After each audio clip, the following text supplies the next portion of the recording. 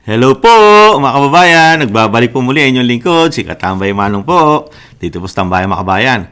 Magandang umaga po muna, magandang umaga, tanghali, hapon, gabi. Madaling araw po sa ating lahat sa amang bansa o sulok ng mundo tayo naroon. Naway maingatan po tayo mga kababayan. Ito po, pag-usapan po natin at komentuhan po natin. Ito pong nilabas po ng Publicus. Ito po nabanggit na po natin ito, na-vlog na po natin mga kababayan. Di po ba yung ginawa po ng Publicus Asia na survey na about sa nangyayari po at talagang dapat pag-usapan sa ating bansa. Di po ba? Yung sinasabing issue, yung issue po ng gobyerno. Lalo po ng talagang dapat pag-usapan, lalo po ang ekonomiya, krimen, di ba? At droga, mga katambay. At napakarami pang iba. At inilabas po ng mainstream media ngayon, mga katambay, itong Publicus sa Asia. At pati po ang approval at trust rating po ng Pangulo at ng Vice President, mga katambay. At talagang napakalaki po ng pagbabago dahil mismo pati po kasi ang Vice President ay bumaba po ng ilang porsyento po ang kanyang approval at trust rating. Pero sa Pangulo ay lalo po ay napakalaki po na ibinaba ng Pangulo, mga katambay. Ito po ay bumaba ng 10% pasadsad, pababa ang kanyang approval at trust rating. Pakinggan po muna natin ang balita at komentuhan po natin, mga kababayan. Nagkaroon ng pagbaba ang trust at approval ratings ni na Pangulong Ferdinand Marcos Jr. at pangalawang Pangulo Sara Duterte. Ito ay base sa inilabas na 2024 end-of-year survey ng Publicus Asia. Ayon sa survey na nilahukan ng 1,500 respondents noong November 29 hanggang December 3, bumaba sa 33% mula sa 43% noong nakaraang quarter ang approval rating ni Pangulong Marcos Jr. Gayun din ang kanyang trust rating na bumaba sa 23% mula sa 32% noong nakaraang quarter. Si Vice President Sara Duterte naman ay mayroong approval rating na 37% na mas mababa sa 40% na kanyang nakuha noong ikatlong quarter ng taon. Bahagyang bumaba rin ang trust rating ng pangalawang Pangulo na mula sa 33% ay 31% sa huling quarter ng taon. Ayon sa survey, labis na nakaapekto sa pananaw ng publiko ang mga issue at kontrobersyang nangyayari ngayon sa politika. Hindi na po binanggit ng mainstream media, kung ano po yung issue na pinag-usapan po o yung sinurvey po ng Publicus Asia, mga tambay. Nakakalungkot lang po dahil dapat po na binalita rin po nila kung ano yung issue na ipinalabas po, di po ba? Dahil napaka-importante po yung kung ano po ba yung sinurvey po ng Publicus sa Asia, mga kababayan, di po ba? Dahil nakalagay po doon, di po ba? Binlag po natin doon yung mga survey, kasama po doon yung issue po na kailangan po na suriin na po ang mga kayamanan. Di po ba? At kasama rin po doon, mga kababayan, yung pagpapadrug test doon po sa issue na inilabas po ng Publicus Asia, mga kababayan.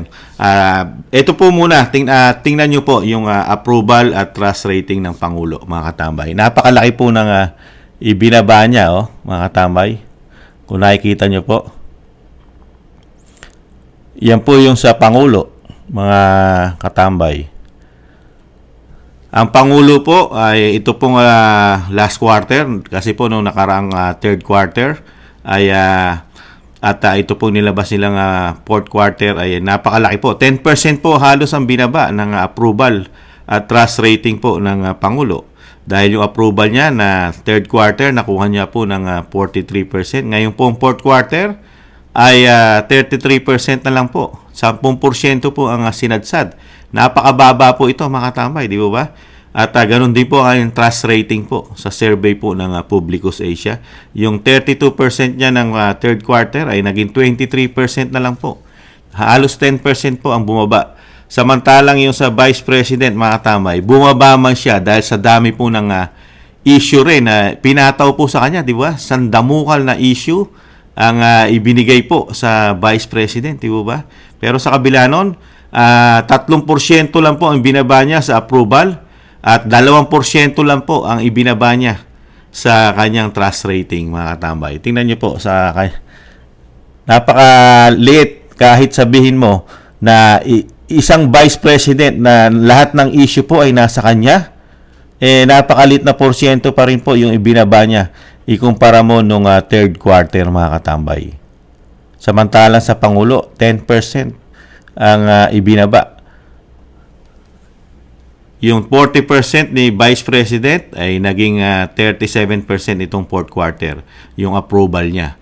At yung trust rating niya ay 30%, naging 31%. 2% at 3% po sa approval at trust rating 2%. Napakaliit kung titingnan po natin yung pagbaba ng sa Vice President. Samantalang ikaw, presidente ka ng Pilipinas, ikaw nasa iyo lahat ang sinasabing asset na hawak mo lahat ang gobyerno, hawak mo lahat ang kaperahan na pwede mo manduhan, ang mga proyekto na pwede magpataas ng iyong approval at trust rating, di ba? Pwede magpataas sa iyan dahil ikaw kumukontrol.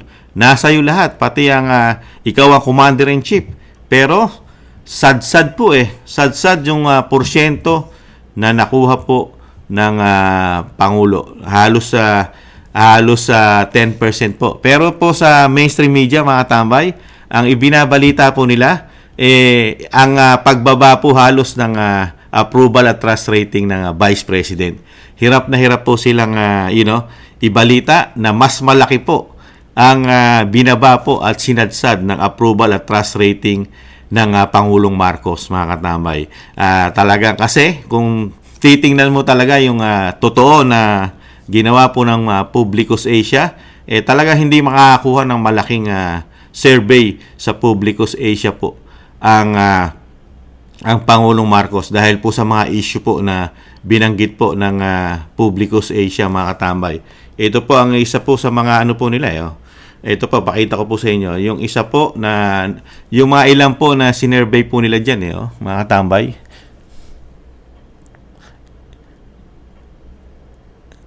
Yan po yung mga ilan po sa laman po ng survey. Babasahin ko po. Yung laman po sa survey po ay conducting lifestyle check po. Ang nakalagay po sa mga ilang survey po na ginawa po ng Publicus Asia. Yung conducting lifestyle check for duly elected official and candidates for 2025 midterm election. Kailangan po talaga i-lifestyle check po yung mga elected at yung siyempre po yung mga kandidato na tatakbo po sa 2025, mga katambay. Kailangan po malaman ng mga Pilipino yun, mga katambay, yung mga kayamanan nila. At siyempre po, yung issue po, yung kailangan na po mag-conducting din po ng neuro psychiatric examination for duty elected. Kailangan na rin po tingnan po ang yung kalusugan lalo po sa kaisipan ng mga nanunungkulan sa atin, sa ating bansa. At syempre po nagkasama rin po sa issue yung nangyari po sa sinasabi po nakitil po ang human rights ng Pastor Kibuloy nung mga panahon po na siya po ay ginigipit po, di po ba? Kasama po yung sa mga tanong ng survey, mga katambay, na ginawa ng Publicus. At syempre po, at yung sa drug test po, kailangan po, syempre kasama rin po yung drug test, mga katambay, sa inilabas po ng Publicus, mga kababayan. Yung babasahin ko po, yung conducting din po ng hair follicle drug testing for the top 4 na highest ranking official sa ating bansa. Siyempre po, Presidente, Vice President, Senate President, and the House Speaker, mga katambay. Yan po yung mga sinurvey po nila. Tapos, kasama rin po dyan, siyempre, yung ekonomiya natin, yung inflation, krimen, siyempre, droga, mga katambay. At siyempre, yung mga presyo ng bilihin, kung natupad po ba ng pamahalaan. Yan po kasi mga major issue po Yan po ang dapat pag-usapan. Yung malaking issue po na nangyayari sa ating bansa. Yan po ang ginawa po na survey ng Publicus Asia noong nakaraang fourth quarter po na survey nila na nag-conduct po sila ng survey. Kaya po hindi po tataas po ang survey ng Pangulo dahil una-una hindi niya masagot at hindi po magawa ng Pangulo ng bansa na magpa-drug test. Di po ba? At syempre, yung pagtugon po sa mga problema, yung nangyayari sa ating bansa, nakita po natin, laganap ang korupsyon. Tapos, hindi po matugunan ang solusyon ng problema ng bansa. Paano tataas ang survey mo dyan? Nakikita mo yung paghihirap ng bansa, ng mga Pilipino, na hikahos. Napakahirap po ng sitwasyon. Nagtataasan ng bilihin, napakataas ng bilihin, pero kakarampot naman ang kinikita natin. Di po ba? Paano mo pagkakasya yun? Tapos, ang mga bayarin natin nagtataasan din. Di po ba? Kuryente, tubig, telepono, at pamasahe, at marami pang iba. Di ba? Paano tataas ang survey ng isang Pangulo, mga katambay? Sige nga, sa dami po ng problema. Tapos, nahandyan pa ang krimen. Lumalaganap na krimen. Lumalaganap lalo na droga sa ating bansa. Di po ba? Tapos, nahandyan po ang laganap din korupsyon na natuklasan mismo ng Vice President ng Pilipinas na sobra-sobra po ang nagiging korupsyon po sa ating bansa. Di po ba? Magmula po sa institusyon ng Kamara, natuklasan po yan ng ating Vice President. At ganun din po ang paggamit po ng Commander-in-Chief sa kanyang mga proyekto. Di po ba? Yung mga programa niya ay nahaluan din po ng malalaking korupsyon, katulad po ng flood control. Di po ba? Na billion-billion po ang ginastos po natin dyan ng taxpayer. Pero hirap na hirap po na masabi at maitama at maiwasto na yung paggastos po dyan ay tumama. Wala pong nakita ang mga Pilipino dyan. Mukhang nasira lahat lamang, mga tambay. Pero yung pera natin, walang investigasyon dyan, mga kababayan. Wala po silang investigasyon sa flood control kung ano na nangyari dyan sa bilyon-bilyon na ginastos po ng taong bayan dyan. At syempre, yung mga issue po sa PhilHealth. Ang PhilHealth po, nakuhanan po ng pera. At pinatigil nga po ng Supreme Court yan dahil nga po hindi tama at lumalabag po sa batas ang paglipat po ng pera sa PhilHealth. Di po ba? At siniro pa nila yan. Siniro ang budget niyan. Paano tataas ang rating ng approval rating at trust rating ng Pangulo? Di po ba? Tapos yung mga issue niya po na yung ating kagintuan. Di po ba? Sa Central Bank, may issue po dyan. May issue rin po sa pinasok nating negosyo o investment.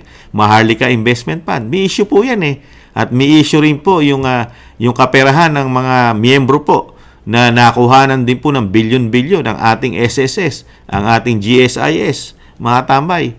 Kaya paano lalaki ang approval at trust rating ng Pangulo na hindi pa po tinatapik ng media yan.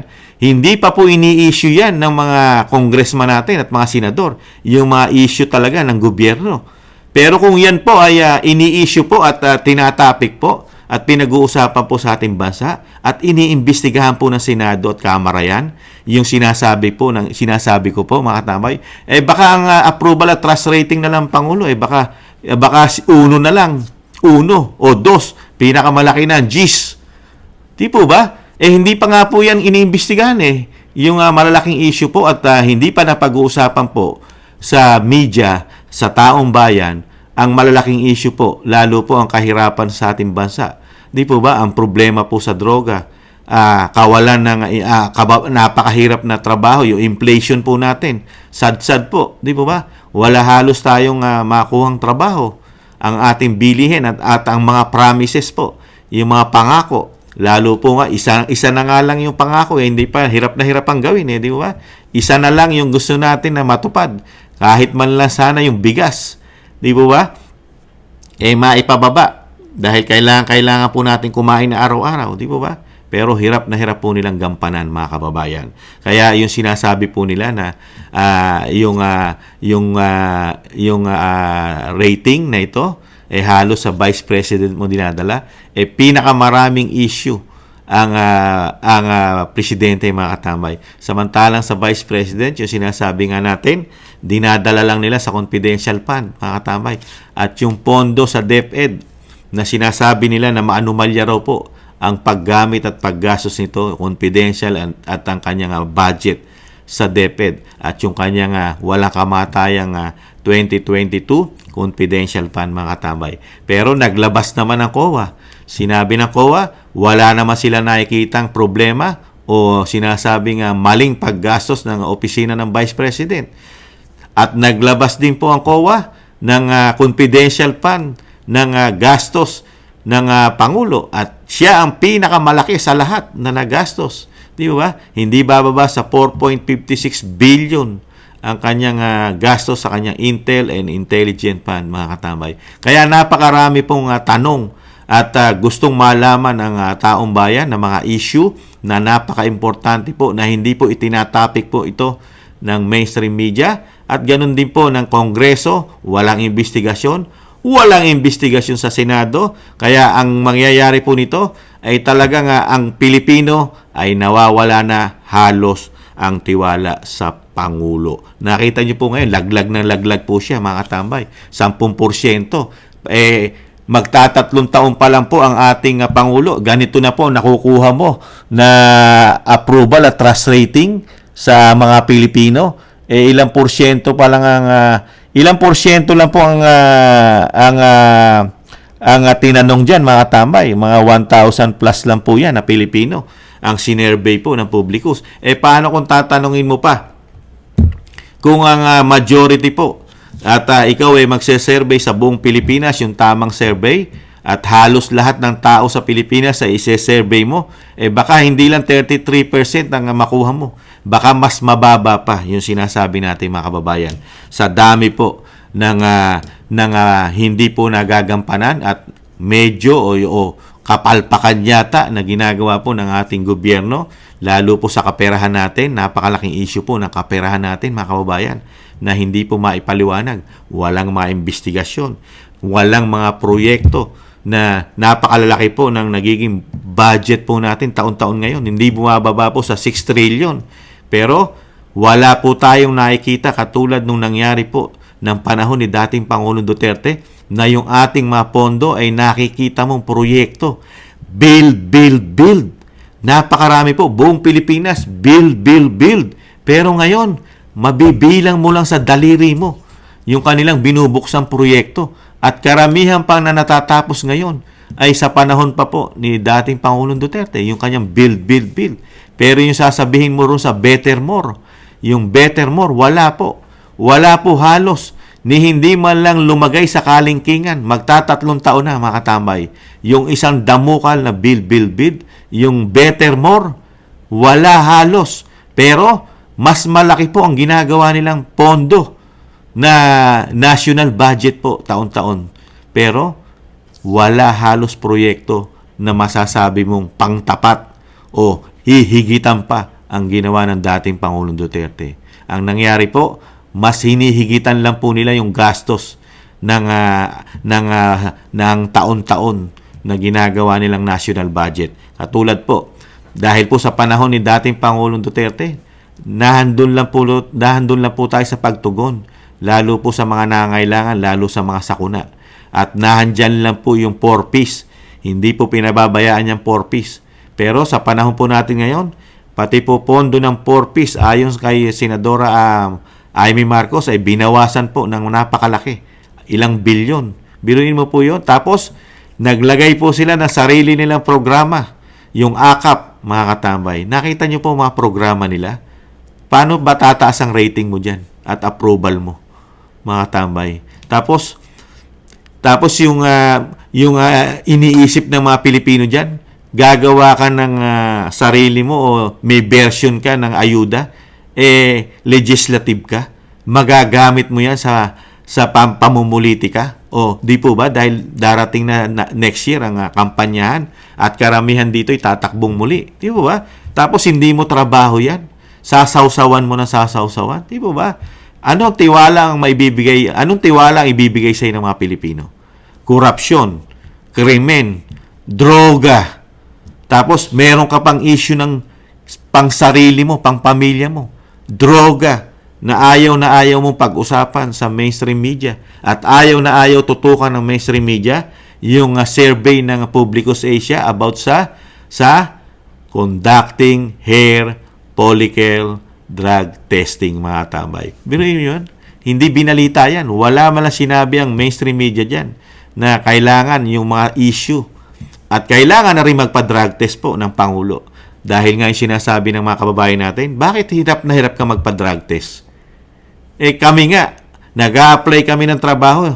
Nagpapa-drug test kami. Di ba? Kailangan Di ba? Kumuha ka ng lisensya. Kailangan mo magpa-drug test Mag-apply ka ng trabaho, hinihinga ka ng drug test Di ba? Kahit nga mag-apply tayo ng security, di ba? Mag-security guard tayo. Kailangan natin magpa-drug test Dahil required po 'yan. Bakit pagdating sa Pangulo ng Pilipinas hindi required? Samantalang ikaw yung magpapatakbo ng bansa. Samantalang ang Vice President willing na willing magpa-drug test ang Vice President at pati yung sinasabing kanyang pag-iisip ay willing din siyang itest. Di ba? Dahil may issue raw po siya sa pag-iisip ayon sa mga congressman. Bakit ang Pangulo? Ayaw na ayaw niya po. Bakit kaya, mga katamay? Takot na takot din ang Pangulo natin na magpa-drug test. Yun lang din po ang tanong ni Kamanong. Bakit kaya takot na takot ang Pangulo sa drug test? Bakit kaya? Di po ba? Bakit ka matatakot sa drug test kung wala ka naman itinatago? Di po ba, mga kababayan? Kung wala ka naman itinatago sa taong bayan, hindi mo katatakutan ng drug test Di po ba? Pero pagdating sa Pangulo, iniiwasan niya po yung drug test. Bakit kaya? At ayaw pag-usapan, pati po mainstream media at pati po mga vlogger. Ang mga vlogger, hirap na hirap po ipagtanggol. At talagang galit na galit po ang ilang vlogger, lalo po si Jarrett. Pagka sinabi po, hindi raw national issue ang pagpapadrug test ng Pangulo ng Pilipinas. Hindi national issue, droga, pambihira, ibang klase. Bakit kaya? Dahil dito sa kumakalat na video po. Ito po kasi kumakalat na video Mga kababayan. Yung wala daw sa itsura ng Pangulo na may side effect na nagdodroga. Kumakalat po yan Kalat na kalat po sa social media na yan. Mapakatagal na panahon na po. Na yung video po na yan na wala pong nakikita ang mga Pilipino na side effect o ang ating Pangulo ay gumagamit ng droga. Wala po. Hindi naman po nakikitaan. Bakit ayaw magpa-drug test? Di ba? Walang side effect. Walang nakikitang parehas ng mga gumagamit ng droga sa ating bansa. Di ba? Wala naman Bakit ka matatakot kung wala ka naman itinatago? Di ba? O pati nga si Abalos, di ba? Yung tumatakbo senador, wala rin Wala rin sila, walang side effect, wala lahat. Malinis naman sila. Ang mga itsura naman ay maayos. Di ba? Wala kang makikitang problema sa itsura ng Pangulo. O bakit ayaw na ayaw magpa-drug test? At pati po si Jarrett at maraming vlogger nagagalit po at masama loob pagka sinasama mo sa national issue ang issue ng droga, lalo po sa pagpapadrug test po ng Pangulo. Di ba? Mga tambay, wala naman tayo nakikitang problema sa Pangulo at kinatatakutan magpa-drug test, mga katamay, ibang klase. Kaya yan po, mga kababayan, ang nangyari po at inilabas naman po ng mainstream media ang ginawa po ng Publicus Asia sa kanilang survey. Kaya lang nagkulang lang, hindi po nila ibinalita kung ano po yung nag-conducting po sila ng survey, ano po yun, ano yung laman ng survey. Hindi po nila nabanggit. Ang tinutukan lang po nila yung pagbaba po ng approval at trust rating ng Pangulo at ng Vice President. Hindi naman nila sinabi sa atin na kung ano yung survey, ano ang nilalaman, mga katamay. Kasi pag sinabi po nila yung nilalaman ng survey, ay ayaw na ayaw po nila itong malaman ng mga Pilipino, lalo yung mga yung hindi masyadong nagso-social media nating kababayan na nakikinig po sa kanila, di po ba? Dahil mismo sila magtataka yan pag binanggit po nila yan. Bakit nga kaya hindi nagpapadrug test? Kasama sa sinerve yan. At kailangan din po itest. At kailangan din magkaroon ng conducting na malaman din po ang mga kayamanan yan, asset yan. Lalo sa mga tumatakbo at yung mga nasa posisyon. Di ba? Para malaman din ng taong bayan kung sila po ba'y nagsisiyaman o nagpapayaman lang sa pwesto. Di po ba? Nakakalungkot lang po. At yan po, pagka po yan nagpatuloy pa po na nagpatuloy na hindi tinutugunan ng pamahalaan yung problema ng bansa, lalo sa droga, hindi pa rin tutugunan ng Pangulong Marcos ang kanyang issue sa droga at yung korupsyon at yung lagana po na krimen at droga sa ating bansa, laganap at kahirapan at hindi pa rin matugunan ang napakalaking inflation na sa ating bansa at nagtataas ang bilihin, sasadsad pa na sasadsad ang approval at trust rating niyan. Pagka sineryoso lang po ng publiko sa Asia, ang tamang survey na ginagawa po na dapat gawin sa ating bansa. Yung sinabi nga po natin, tamang survey pag-usapan, national issue. Kung ano ba ang national issue, yun ang tamang i-survey ang ginagawa ng mga namnunungkulan sa atin, lalo ang Pangulo ng Pilipinas na siya ang Commander-in-Chief. Di po ba mga kababayan? Yun po mga tambay, maraming salamat po sa mga nakagusto po ng ating maliit na Tambayang Makabayan sa YouTube at TikTok. At ganun din po mga kababayan sa mga nagla-like, share, and subscribe and comment mga katambay. Maraming salamat po. Sa muli po mga kababayan, ingatan nawa po tayo. Paalam! Bye-bye!